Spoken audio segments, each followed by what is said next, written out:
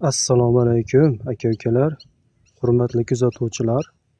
Bugun sizlarga yana bir sholu bo'yicha foydali video tayyorlayapmiz. Shuni sizlarga taqdim qilamiz.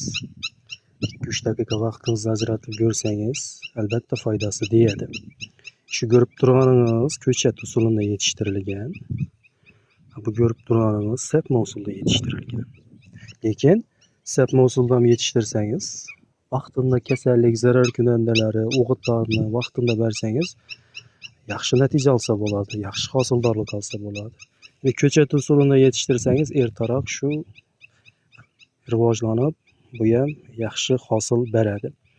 Endi buning asosiy muammolari shu begona o'tlar hisoblanadi.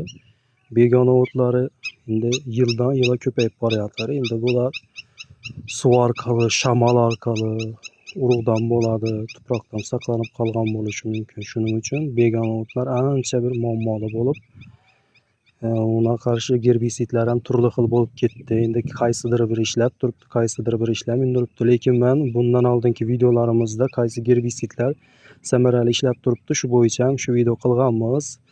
Do'ngiz o'tina, assalomu alaykum, begona o'tina, shu bazagram juda ham yaxshi.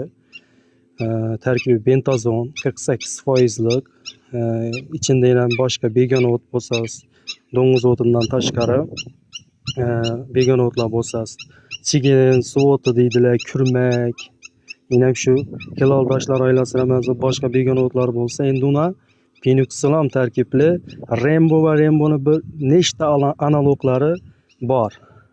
Rainbow Art deydi, xullas Rainbow Gold, hammasi tarkibi penuksilom, foizi oshib borishi, pasayishi mumkin.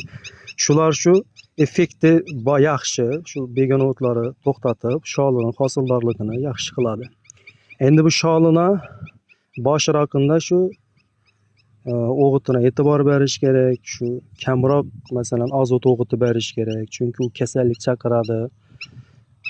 Asosiy boshoqlash davrida o'g'iti talabchan bo'ladi. Shunday paytda azot, kaliy kabi mineral o'g'itlar bersangiz, hosildorligi yanada yuqori bo'ladi. Sizlarga shunday bir foydali video taqdim qilsak edim. Agar foydali bo'lgan bo'lsa, yurakcha bosib qo'ying va yaqin tanishlaringizga tarqatib qo'yishni maslahat beraman. Videomiz yoqqan bo'lsa xursandmiz.